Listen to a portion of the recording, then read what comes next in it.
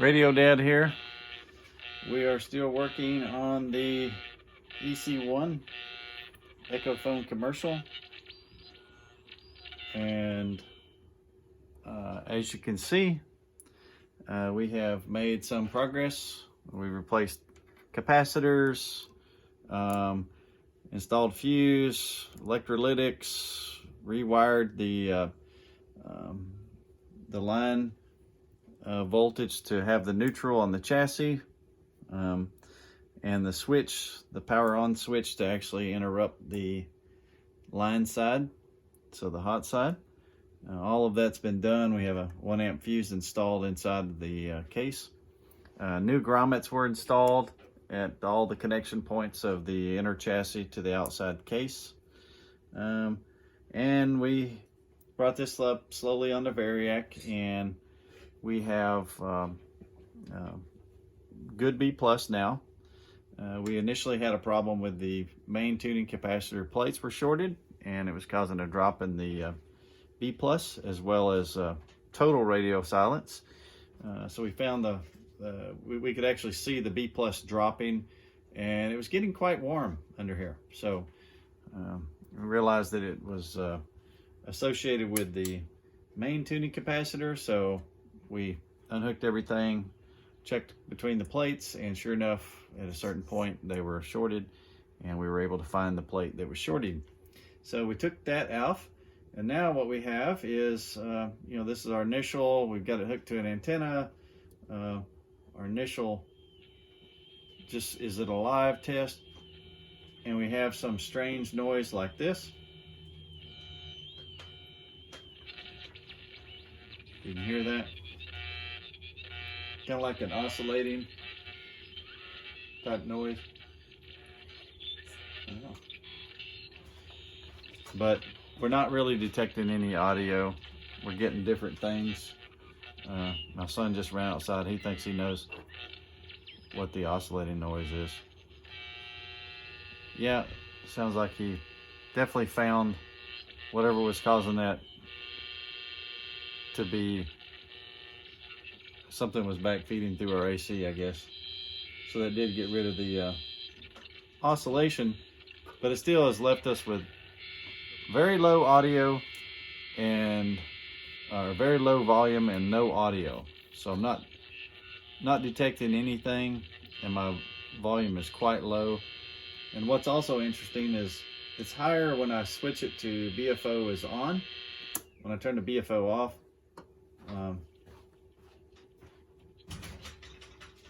I get barely perceptible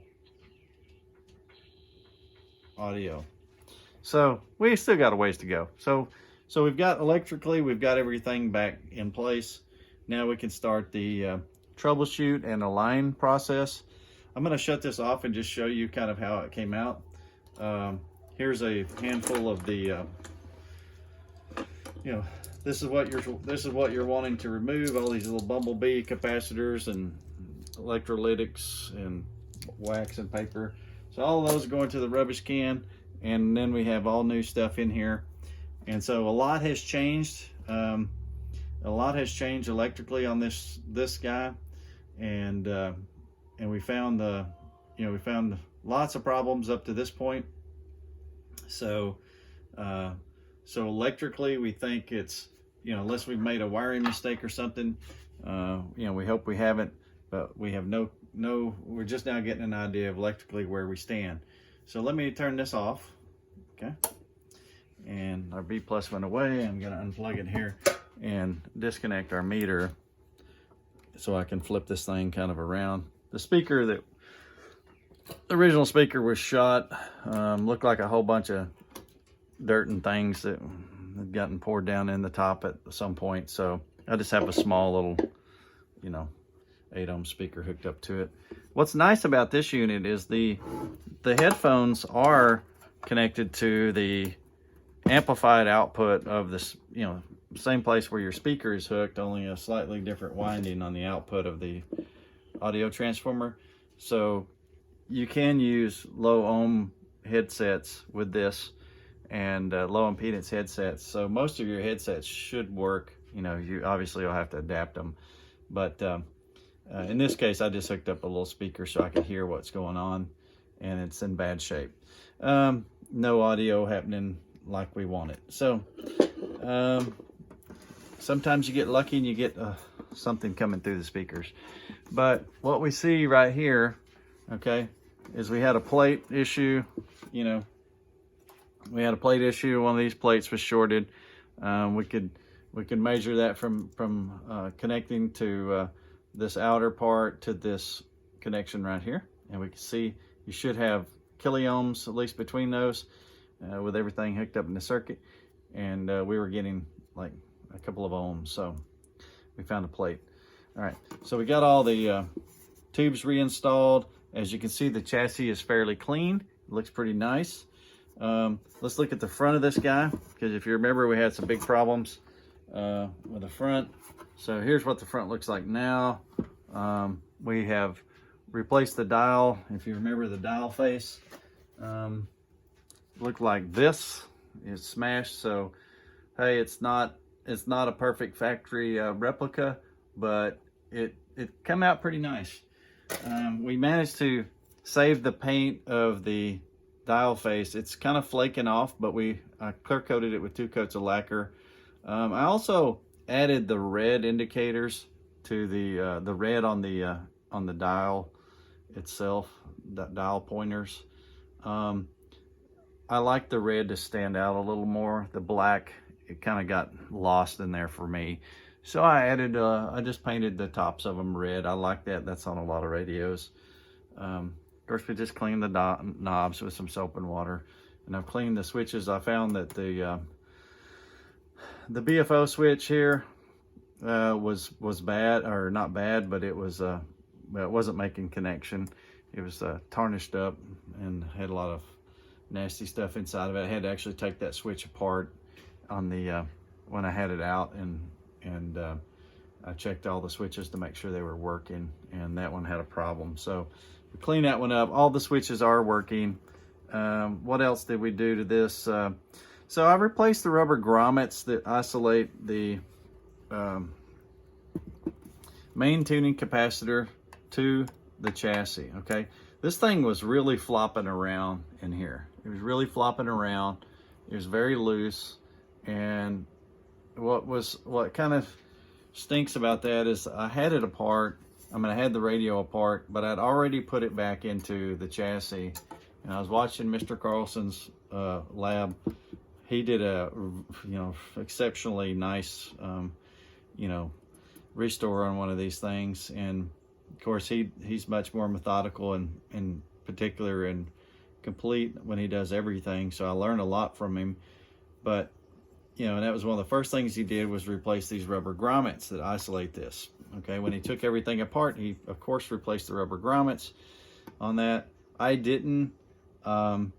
When I checked, and sure enough, mine was flopping around, and it also was setting a little low to the board, and it was causing this center dial piece, the center shaft of the dial pointer, to really almost rub onto the dial face, So I said, oh, I can't do that. And I didn't want to rip everything apart again. I had to desolder these switches and pull everything back out.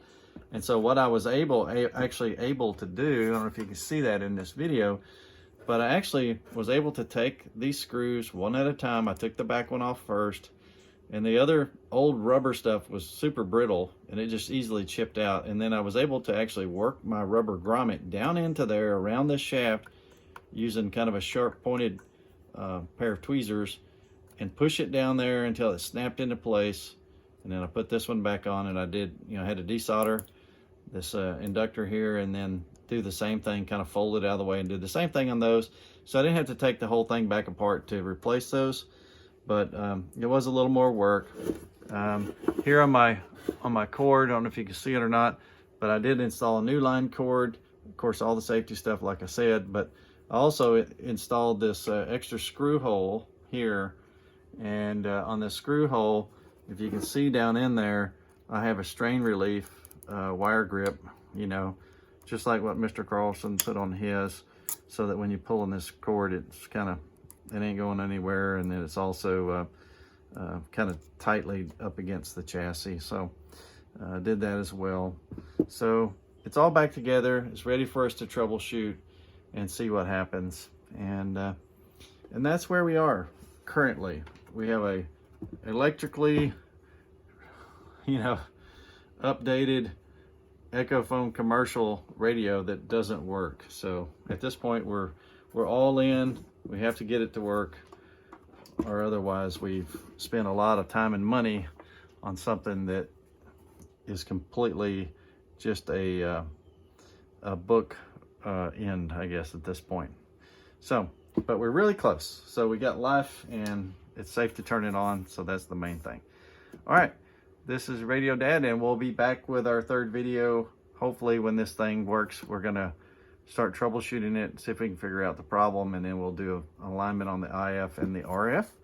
And probably just follow along with Mr. Carlson as he did his and do the same procedure. It's very, very good video.